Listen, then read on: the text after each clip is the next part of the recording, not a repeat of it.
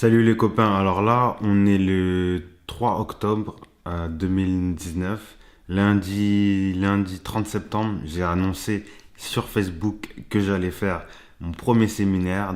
Alors ce que tu viens de voir, c'est le vlog d'un séminaire que j'étais censé faire au mois de décembre 2019. Aujourd'hui on est le 1er juillet 2020 et je vais t'expliquer dans cette vidéo la vraie raison pour laquelle j'ai pas fait le séminaire. And I read the speech and I cried my eyes out. And it was all about just never, ever, ever giving up. Just pure will is what keeps you going. In that stage of my life, that's all it was pure will. And so I read that thing. I said, "This is me." And I got up and I went to this regional competition and I tronched everybody. I won first place, and then I went to another one, won first place, another one first place. Got a picture right here? It was a breakthrough because I began to realize I had a way I could reach people. So I'm deeply touched and I'm very grateful. Thank you for being my partners and creating another magnificent event that those human beings will never be the same again. Thank you so much.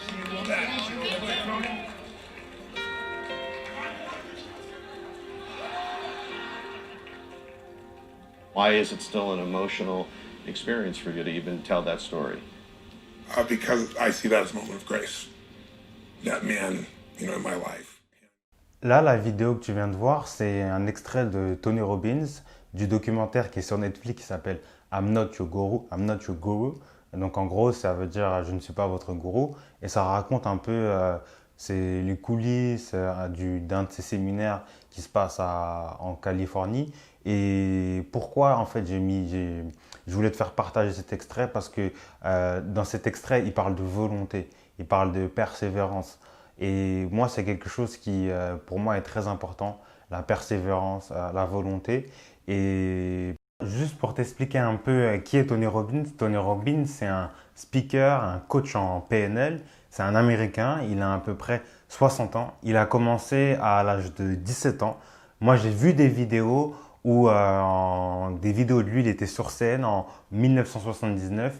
En fait, au début, il a commencé à vendre des billets pour Tim Rhodes, son mentor, et au fur et à mesure, comme il était très bon, il a continué. Et aujourd'hui, Tony Robbins, c'est une personne qui a plusieurs entreprises, pas non seulement dans le domaine du développement humain, mais l'ensemble de ces entreprises, à elles seules, elles génèrent 6 milliards de dollars. Et lui, il a une fortune à peu près à 500 millions d'euros. Donc c'est une personne assez qui a un côté philanthropique, mais surtout qui a moi ce que je dirais, c'est que c'est un entrepreneur. Et aujourd'hui, pour moi, je te parle de lui parce que au début, il y a 5 ans, quand je l'ai découvert, pour moi, comme une claque. Et parce qu'en fait, la personne que j'ai découvert quand j'ai redécouvert le développement humain il y a 5 ans, Tony Robbins a influencé cette personne et Tony Robbins, il a influencé plusieurs générations de coachs après lui. Pour situer Tony Robbins, il a 15 ans de moins que Les Brown. Donc Tony Robbins a 60 ans, Les Brown en a 75 et Les Brown était là un petit peu là avant. Donc pour moi, Tony Robbins, ça a été il y a 5 ans. Maintenant, ça l'est beaucoup moins. Ça a été une source d'inspiration parce que j'ai lu Pouvoir illimité et il y a beaucoup de choses dans lesquelles je pouvais me retrouver et j'ai beaucoup aimé. Après, ça a été au début, pour moi, j'ai voulu le modéliser, faire un peu comme lui. Et je pense que beaucoup de personnes pourront se retrouver là-dedans. Mais aujourd'hui, pour moi, je le vois vraiment comme un entrepreneur qui a popularisé la PNL à travers le monde et qui a fait un business qui était plutôt local à un business vraiment international. Et l'histoire de cette vidéo, l'histoire de Spartacus Live, le séminaire qui n'a jamais eu lieu, a commencé en septembre 2019. Parce qu'en septembre 2019, j'ai fait mon premier séminaire en tant qu'intervenant. C'est un séminaire qui s'appelait Booster votre business, qui a été organisé et réalisé par une amie à moi qui s'appelle Myriam. Et elle m'a demandé d'intervenir sur ce séminaire. Donc j'ai intervenu le deuxième et le troisième jour, puisque le séminaire se faisait en 3 jours. Il y avait à peu près une cinquantaine de participants. Et le premier jour, j'ai intervenu sur le storytelling. Et le deuxième jour, j'ai intervenu sur avoir une ligne narrative, l'importance d'une ligne narrative sur Instagram. Et pour moi, le fait d'être dans l'organisation, puisqu'on était 7, il y avait 7 coachs. Et c'était assez particulier parce que tu arrives le jeudi, le séminaire commence le vendredi après-midi. Tu arrives le jeudi, tu fais le repérage de la salle, tu réorganises un petit peu les chaises dans la salle, où tu testes les micros, tu testes ta présence scénique et tout. Et le lendemain, tu commences à t'entraîner, tu commences à organiser un peu, il y a quelques paperasses administratives et tout. Et c'était assez marrant parce que quand tu arrives le vendredi, il y a les participants qui viennent, tu vois. Donc tu prends leurs inscriptions, tout ça. Et en même temps que tu participes au séminaire, étant donné que moi, le premier jour, je n'ai pas intervenu, bah, je regardais, j'observais. Et je voyais, et c'est à ce moment-là que je me suis rendu compte de mon évolution. Parce qu'il y a 5 ans, j'avais effectué un séminaire, je crois, enfin, c'était pas il y a 5 ans, c'était il y a 4 ans, en décembre 2016. J'avais fait un séminaire et je me suis dit, ah ouais, en fait, j'ai fait tout ce chemin. Et aujourd'hui, je participe au séminaire en tant qu'intervenant. Et je me suis dit, waouh, donc c'est une première. Et quand je suis monté sur scène le samedi, et je me rappellerai toujours, je suis monté sur scène et là, je me suis dit, waouh, il y a 50 personnes qui me regardent. Je vais leur dire quoi en fait? Mais j'avais préparé mon truc, j'avais préparé mon sujet, j'étais entraîné. Et je me rappelle, je raconte mon histoire, je raconte pourquoi, pour moi, c'est important d'apprendre à faire du storytelling. Parce que dans tous les projets du monde, il y a du storytelling, on raconte une histoire. Toutes les plus grandes entreprises, elles racontent des histoires. Tous les grands, on va dire, tous les coachs et intervenants, speakers qui ont réussi dans le développement humain racontent des histoires. Et moi, aujourd'hui, je devais raconter mon histoire. Mais à la fois, je devais aussi transmettre comment raconter une bonne histoire. Et c'est pas un sujet compliqué parce que quand tu te renseignes dessus, c'est assez facile. Il y a un début, des péripéties, une fin, l'élément déclencheur, le point, je crois qu'on appelle ça le coup de théâtre ou le point culminant. Donc, c'était assez intéressant. Et puis le lendemain, quand j'ai parlé d'Instagram, quelque chose qui me tient à cœur, vraiment parce que j'adore ça, l'image, ce que tu peux raconter, ce que tu peux véhiculer, le fait d'être proche des personnes qui te suivent et tout, ça, moi, j'adore. Mais sauf que ce jour-là, j'ai eu un problème technique avec mon ordinateur. En gros, moi, j'ai un Mac et j'avais pas la prise pour brancher sur le vidéoprojecteur. Donc du coup, à chaque fois, j'étais obligé de changer d'ordinateur parce que le contenu était sur mon Mac. Et heureusement, il y a Jessie qui m'a prêté son ordinateur, donc j'ai pu bricoler. Mais en même temps qu'il y ait les 50 personnes, c'est ma deuxième intervention et j'ai un problème. Et je me rappelle, à l'intérieur de moi, j'étais vraiment très stressé, mais à l'extérieur, je faisais vraiment rien transparaître. Et après ça, le dernier jour du séminaire, je me suis dit, bah, pourquoi je ne ferais pas le mien, tu vois? Pourquoi je n'organiserais pas mon séminaire, mon sujet, mes intervenants, comment j'ai envie de l'organiser? Et donc, c'est comme ça que ça a commencé finalement. C'est comme ça que ça a commencé l'histoire de cette vidéo et l'histoire de Spartacus Live. C'est une première.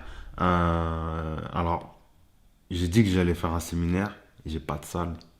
J'ai pas de salle. J'ai pas encore vendu de billets. Donc là, ce soir, aux alentours de 18h, je vais annoncer publiquement sur Facebook. Enfin, je vais mettre sur Facebook le lien avec. Donc les gens pourront s'inscrire. Il y a des personnes qui seront intéressées. Donc c'est un séminaire que je vais pas faire tout seul. C'est moi qui l'organise, bien sûr. Mais il y aura Steve Legal, il y aura Myriam Rollon-Jarry et il y aura Ingrid Graziosi. Ces 3 personnes, c'est des personnes que je connais, c'est des personnes avec qui j'ai travaillé. Donc elles vont chacune intervenir sur un domaine bien particulier, sur leur expertise. Et moi, Bah, je vais intervenir 2 fois, mais vraiment, ce séminaire, il est axé sur le développement du potentiel. Alors là, maintenant, dans la vidéo que tu as vue précédemment ou qui va venir, euh, à ce moment-là, en fait, c'est là on commence à rentrer dans le dur. Donc dans l'organisation, dans la location de la salle, dans la communication sur les réseaux sociaux. Et j'avais commencé à parler du séminaire au mois d'octobre. Et le séminaire était censé être en décembre 2019. Et en général, il faut entre 3 à 6 mois de communiquer entre le moment où on fait une première communication pour dire, OK, ce jour-là, on va faire un séminaire et le jour du séminaire. Il se passe entre 3 et 6 mois. Sauf que moi, j'ai très peu de personnes qui me suivent sur les réseaux sociaux. J'avais aucune perspective, je ne savais pas du tout comment on faisait. Je ne savais pas du tout financièrement qu'est-ce que ça pouvait impliquer, que ce soit la location de la salle. En me renseignant, une location de salle moi je voulais qu'il y ait 100 personnes. Une location de salle de 100 personnes, ça peut aller de, je crois, 800 jusqu'à 10 000 euros. Et si tu veux des énormes salles ou des grandes salles, ça peut aller aussi jusqu'à 20, jusqu'à 30 000 euros. Tout dépend de la salle que tu choisis. Moi, c'est à Paris. Tout dépend si c'est une salle qui est proche d'une station de métro, qui est proche de monuments, tout ça. Et quand je réalise tout ça, je me dis, ah ouais, c'est un énorme travail de fond et j'ai peut-être mis la charrue avant les bœufs. Et à ce moment-là, je me dis, ah ouais, ça demande beaucoup de travail. Et moi, j'étais tout seul et je me suis dit, ok, il faut louer la salle, il faut financer la campagne de communication, il faut payer les intervenants. Donc, en fait, là, ça commençait à remonter dans ma tête et à remonter dans mon mental. Et je me suis dit, je crois que je ne vais pas réussir à le faire. Je me suis dit, je ne vais pas réussir à le faire. Et là, il y a du doute qui s'est installé. Il y a du doute qui s'est installé. Et je me suis dit, est-ce que j'ai vraiment envie de faire ce séminaire? Est-ce que j'ai vraiment envie de vivre ces montagnes russes émotionnelles? Et c'est à ce moment-là où, c'est à ce moment-là où je me suis vraiment posé la question, Yannick, tu as vraiment envie de faire ce séminaire? Et oui, le sujet du séminaire, c'est l'ADN. Mais sauf que ce n'est pas l'ADN génétique à proprement parler, c'est toute une représentation. Je mettrai la photo, c'est toute une représentation schématique d'une observation que j'ai faite après une année de recherche, on va dire, à peu près. Et en fait, je mettrai la photo vraiment parce que je pense que c'est important. Mais l'ADN, c'est pour expliquer que tout est systémique, tout est lié, que ce soit dans les comportements, dans l'environnement, dans nos capacités, dans nos ressources, dans nos valeurs, dans nos perceptions, dans nos croyances, dans notre identité, dans le sens qu'on va donner à ce qu'on fait, à notre vie, donc ce qu'on peut appeler un peu la spiritualité, se sentir connecté à quelque chose de plus grand que nous.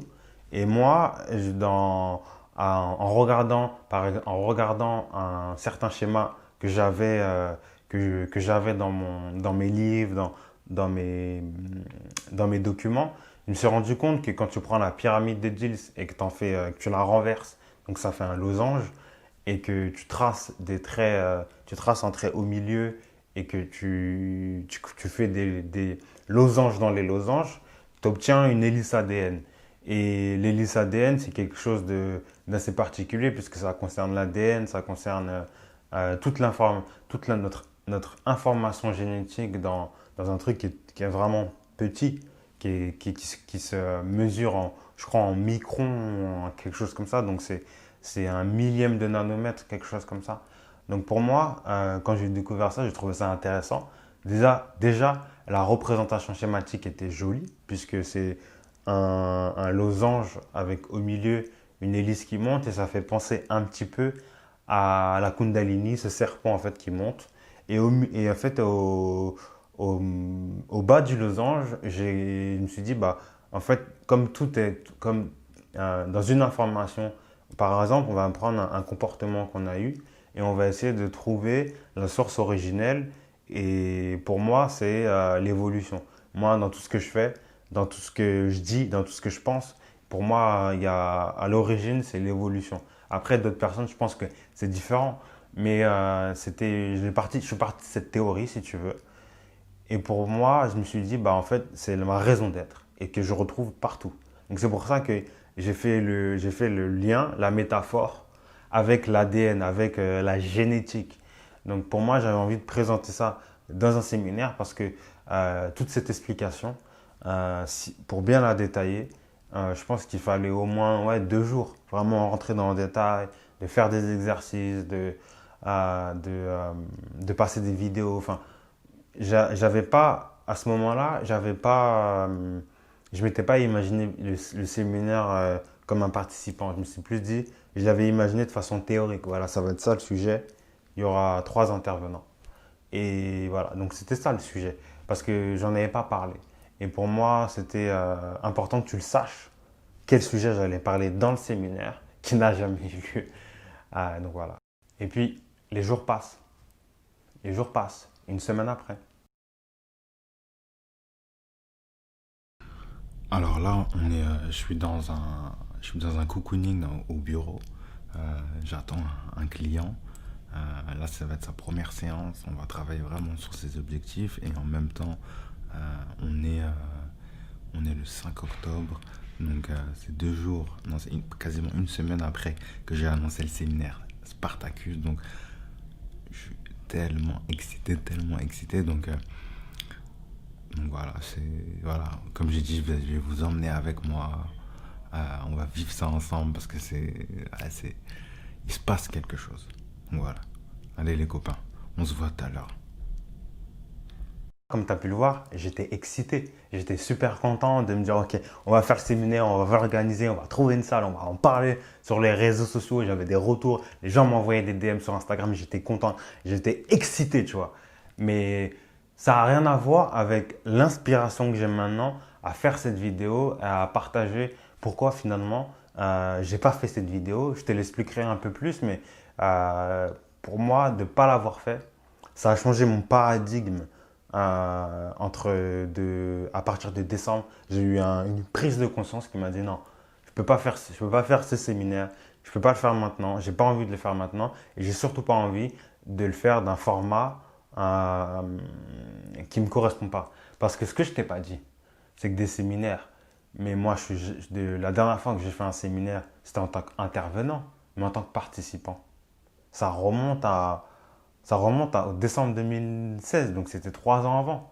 Donc finalement, j'allais organiser un séminaire, mais moi, je ne participe pas à des séminaires. Je me dis, mais c'est comme si je vendais un produit où j'allais faire la promotion d'un produit que moi-même, je n'allais pas consommer.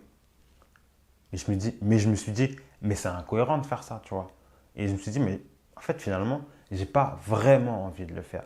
J'ai juste envie de faire comme les copains. J'ai juste envie de faire comme tout le monde fait. Et c'est à partir de là où mon paradigme il a changé.